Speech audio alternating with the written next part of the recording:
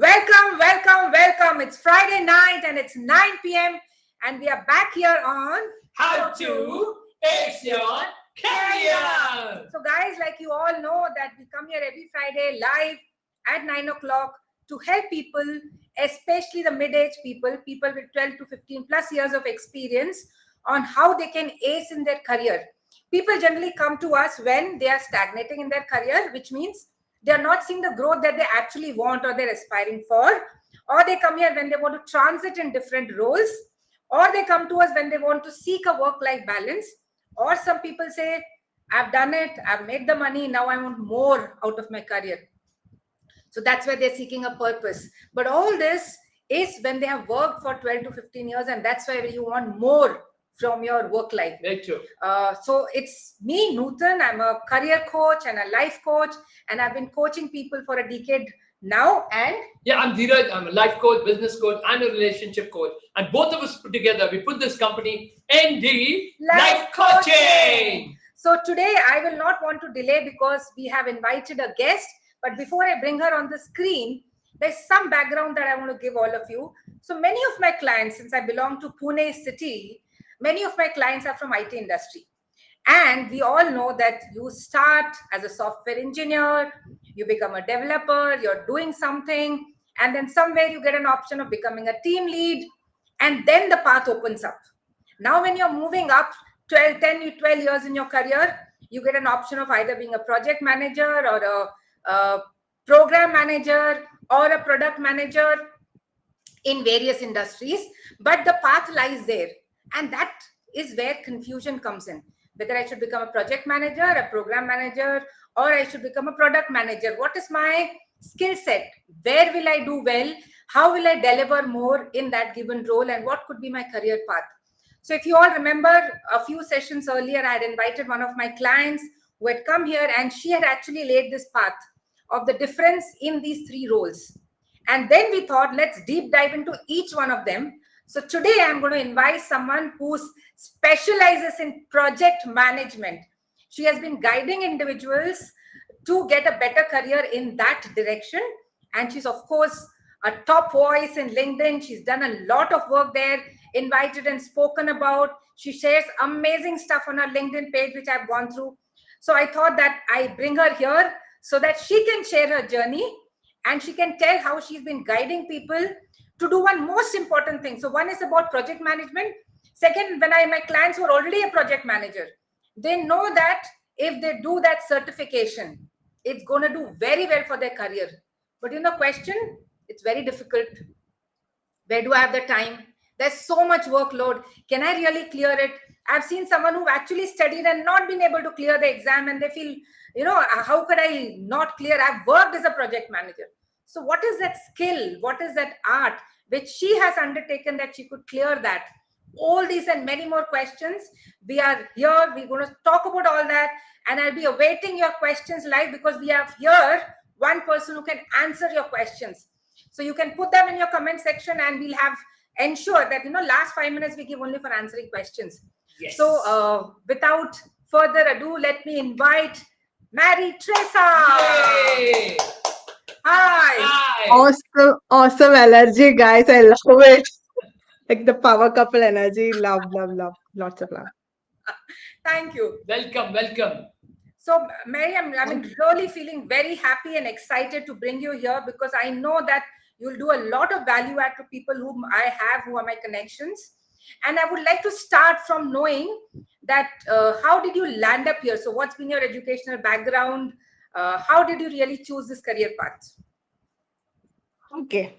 So I'm a project manager by profession.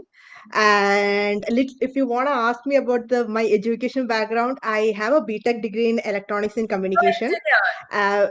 Yeah. And then after my graduation, I went and got a job as a software manual tester with UST Global. During that time, that is when I got into a hands-on experience with, project and what is a project, how it's managed, when all those things.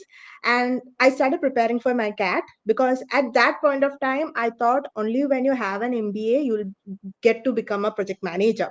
That was my myth back then. But still, I went ahead, give my CAT, got into exam for my PGDM. And during my first year, no, during my second year, I got to get an elective project management, and I had an amazing professor who gave me like the entire nitty gritty of project management. What is it? How is it? And all those things. And luckily, my internship, my summer internship, was also on the same range. Like, even though I was given into a finance team, my project was into understanding the different project profitability of that particular company, and reading the contracts of the clients and understand if we have any negotiation points from the contracts. So this actually some of what a project manager does in the long run. And I got little like a nudge of it when I was doing my internship, that actually helped me to get into project management career. So after my MBA, I was like, okay, fixed. I was fixed in my mind. Okay, I'm gonna go with only project management. So 2018 is when I was doing my second year, and that is when I started learning. Like, when I said learning, I started going through YouTube videos on project management, started reading blogs on it. I was literally reading, writing, breathing project management from 2018 till now. So then in 2019, I was brave enough to put my LinkedIn headline as looking for opportunities in project management. And back then, one of the CEOs approached me, and I got my first project management opportunity. And from then, it was on project management. So, what about that really excited you so much that you wanted to be in this role? Ah, that's a good question. Lot of things actually. So, do you know, like in school and colleges, you have a friend who takes notes very meticulously, and that particular note go for the Xerox copy of the entire class. So I was that kind of a student. So I was very organized when it comes to my notes, documentation, and even if it didn't, say in my grades, but I knew what I was studying, what I was learning, and my book also told so. So my organization skills were one thing that I was really looking forward to, give it to back, like when I was working. So Yes. project management is all about documentation. Like, there is 80% of things are in facilitating things for making the client work. So for that, I thought that there's something that I can do about what if this I can turn it into a great career. So my organization skill, facilitation skill, and also my risk taking skill. So back in then, like, I think all of the career, I was always a risk taker. I never been, like, I always thought that I'm someone who averse from taking risk. But when I look back now, I always take some or the other risk all the way. So last year, like this year, I had a job, I quit everything and moved to Sweden. I had nothing now, but still I'm trying, and back then when I was working in USC, I had a like good paying job for myself. I quit everything to pursue another thing, so I took another risk. So everywhere it was all risk, and in between I did quit a job. And yeah, so back then, like, now I'm looking back, I think all these skills actually helped me to be keep pushing me and thriving more on the project management. Great. So I think that's one thing which all of you can pick up. If you have these soft skills, you love organizing, you like documentation, you like facilitating the whole process, then these are some great skills that you can have to start off as a project manager. Now, tell me something more, that when you're thinking of this role, so people generally, like I said, software engineer, they're developing codes or they're working into their technical skills, they become a team lead.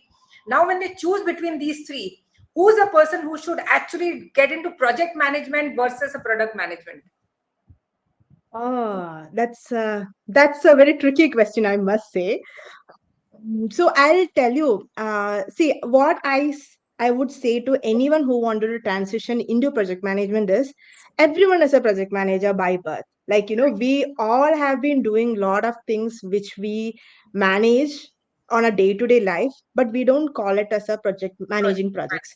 management. Great. So when it comes to be it software developer or anyone, if you have, like, if you think that you are a person who is good with facilitating task, or you like, as I mentioned, you like documentation, you like to manage a team. So we say the P in project management is all about people.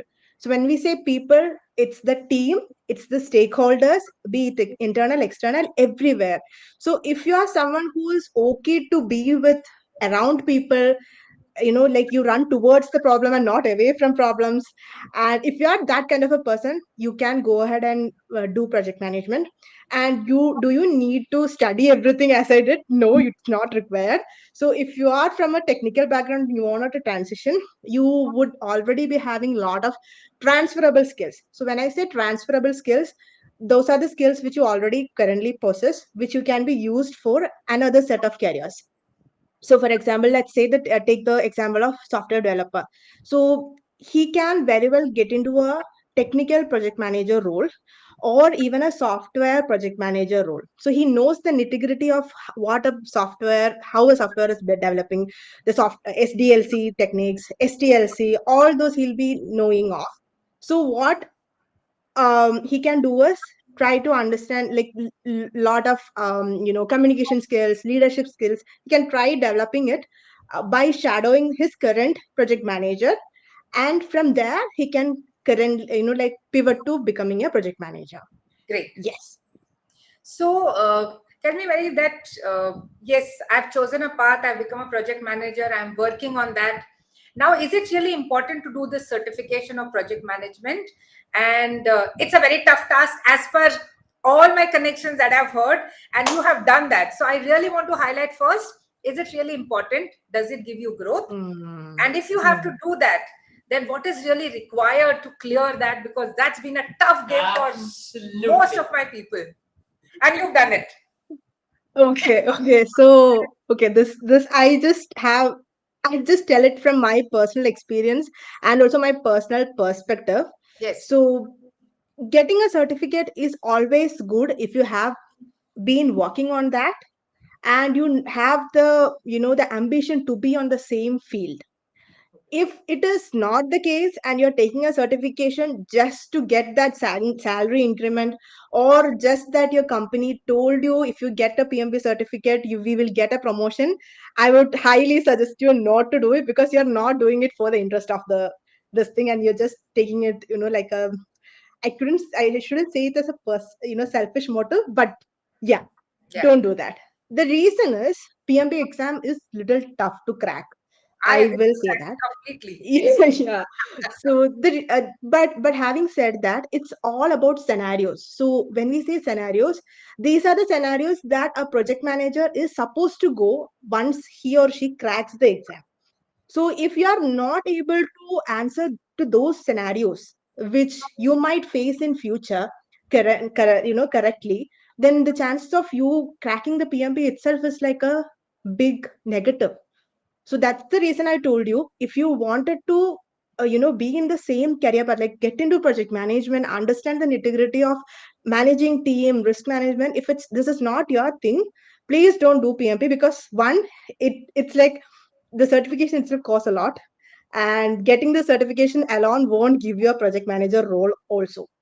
So, and if there is no passion, it takes a lot of time for you to study, and all these hours, all this cost, it's all going for a vain.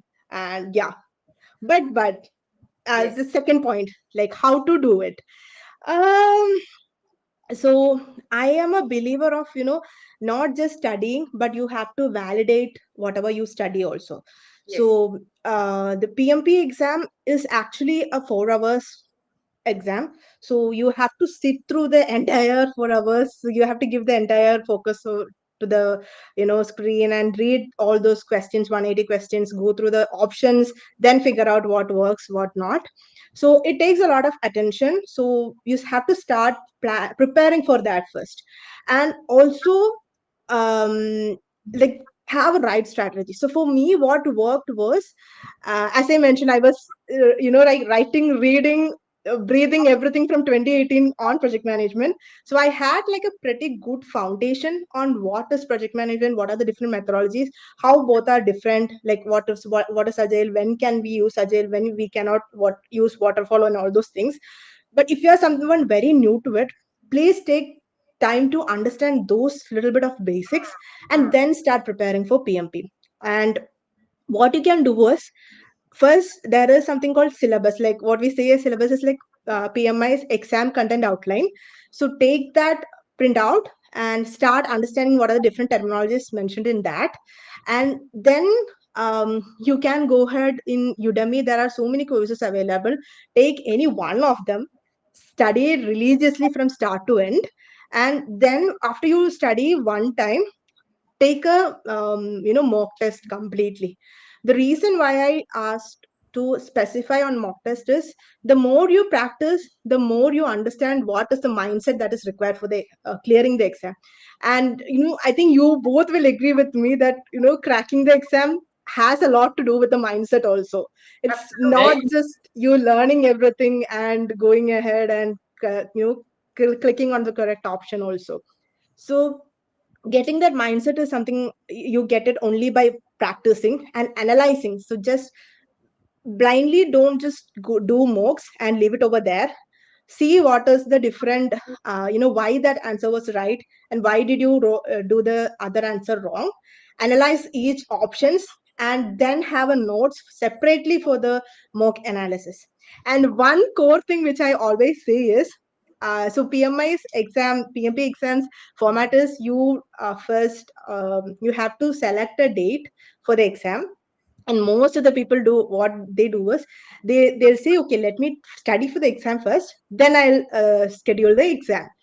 And this just goes for a long time. No one really completes the syllabus. No one is ever 100% prepared. Trust me on this when I'm saying, when I went for the exam, even on the same morning day, I was thinking, should I reconsider giving the exam today? Should I go ahead and postpone? So we get all this thoughts in our mind. So first thing, if you think that you're going to give PMP, I would say go ahead and schedule your exam first, so that when is that deadline on your front, and from there you can Very do the back and learn for your exams. And other than that, what I used to do is I used to revise a lot. So when I say revise, I used to have this digital flashcards that are available. So during my uh, you know lunch break or breakfast, I was just go through the different words that are there, terminologies that are there, and see whether it's matching or not. Am I getting it correct or not? So yeah. And at last, just be very free when you're taking the exam. Enjoy the entire process, even if it's like 4 hours. Just don't take it like a very big challenge or a game. Just be there, enjoy it. When you get all the questions, think about what you're going to do in that scenario in future when you become a project manager. So yeah, that's going to help a lot, I guess. Was I too long? Fantastic. No, not no, at all. that's so apt. Yes. In fact, my husband will agree to last bit of it. Enjoy the 4-hour exam, because that's what I've never done in most of my exams as a student. As a coach, it was different because it was my area of interest. But I used to be stressed in the last moment. The third bell has rung. I'm still going through my notes and I'm out there. And he used to be that I have to just go there and enjoy, have fun, and come. Results is the problem of the examiner, not my problem. Agree. Of course, I'm nowhere close to the kind of studies that you guys have done, but Yes. yeah, I enjoy what I do.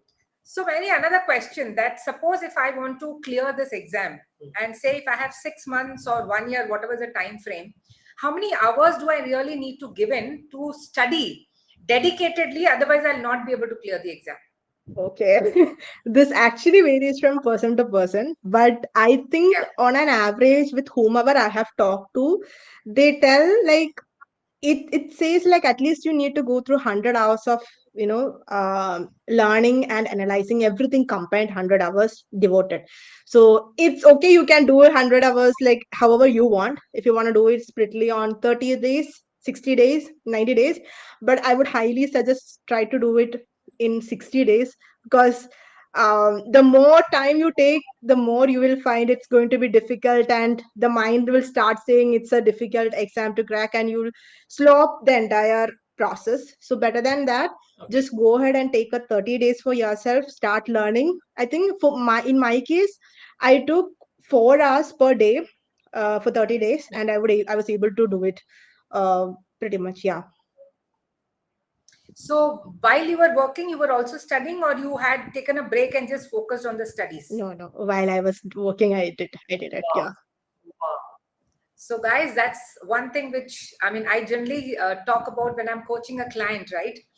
That your career, if you're not passionate, then you cannot really do great because it needs constant learning and that learning curve. Like earlier, it was, you finish your education and then you're just working.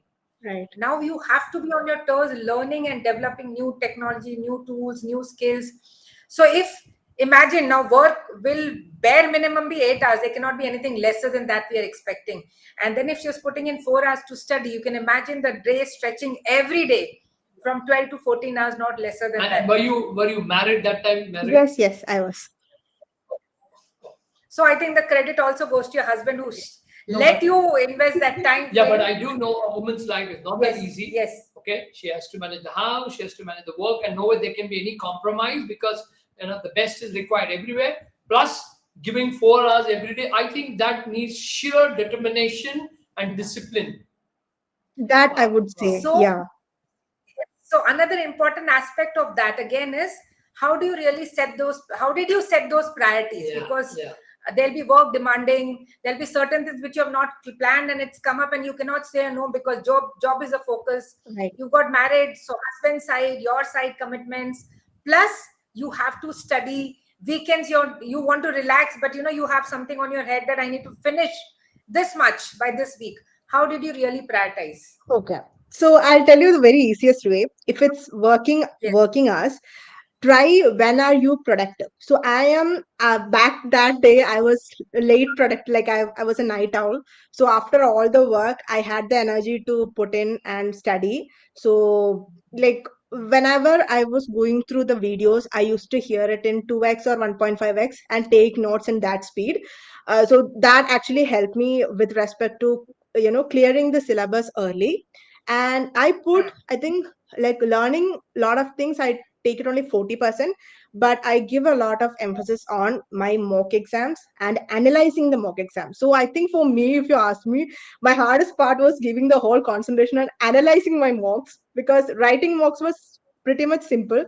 But when it comes to analyzing mocks, I had to go through each of the options, why it was wrong, and the description or like explanation of why that answer was right, and then take notes. So that actually took a lot of energy of mine, and I never did my mock analysis on weekdays. I used to do it on weekends because that is when I used to have a lot of time.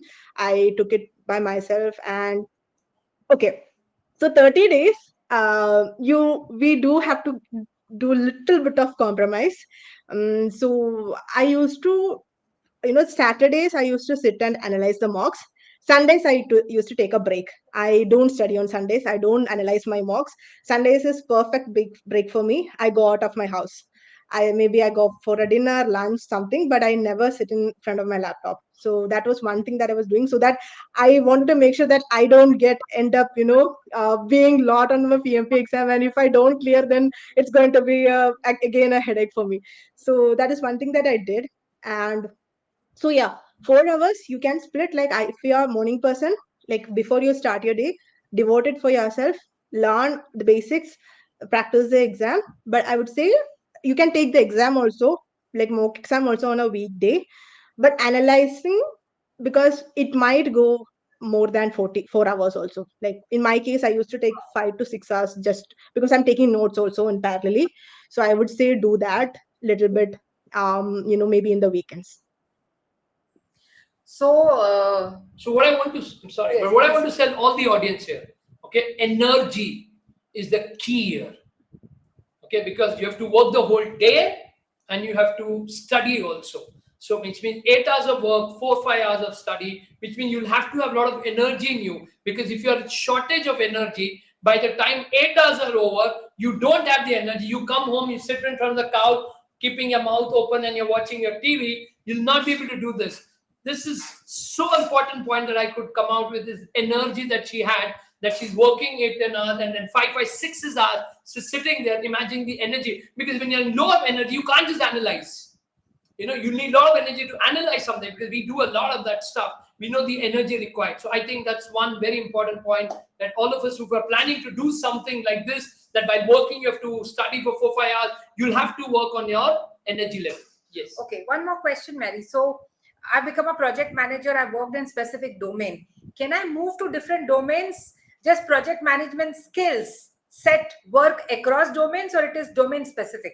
No, no, I'm a project it manager. is even like it's specific to all industries across. So let's say today I'm working in IT industry, I can easily move to marketing industry without any difficulties, because the skills that I have developed as a project manager in IT industries, mostly communication skill, leadership skills, team management skills, stakeholder relationship, all these are gonna come in when you are doing a marketing project also. So when it comes to marketing, you are going to collect the requirements, analyze it, share it with the team, understand, calculate the risk, make a project plan for yourself, and then you deliver, you have the demo. Pretty much all these are a lot of the IT project managers also do.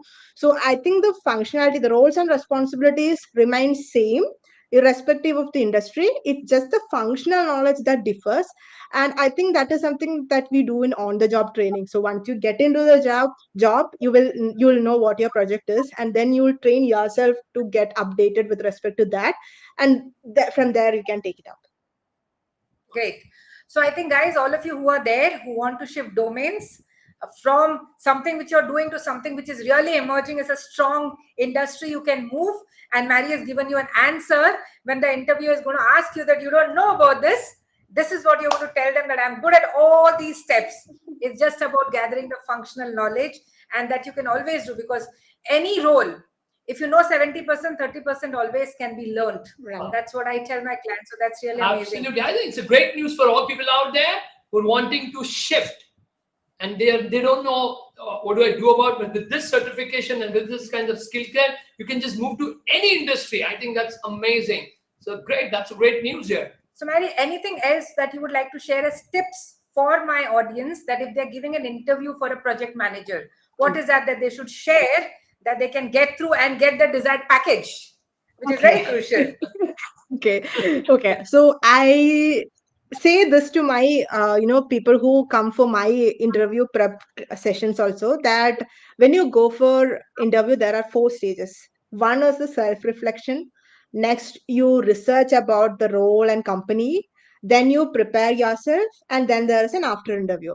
So in the self Correct. reflection, what happens is you are taking the time to understand why did you apply to this company, what is your past experience that you have that make you right fit for this job, and out of all, why do you need this job right now, not like after 1 month, or like not prior 1 month, and what exactly are you looking for to work in this company. So once you have these answers ready, like why you want to work, and this actually give you the motivation to crack the interview. So that comes your self reflection.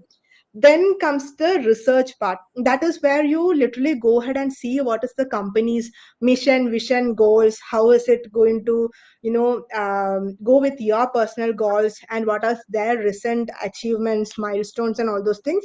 Then basic understanding of your job description. So understand what are the key skills that they're looking for, and try to come up with scenarios and answers with respect to that. And also, if the interview, like if you get to know who you will be interviewed by, try to like go through their LinkedIn profile, or maybe do a small Google search and see what are their achievements, and if they have got any awards. Just towards the end of the interview, when they ask, do you have any questions to me, you can just go ahead and embrace it. Congratulations, I read about your this particular award, it's really nice, can you tell me more about something of that sort.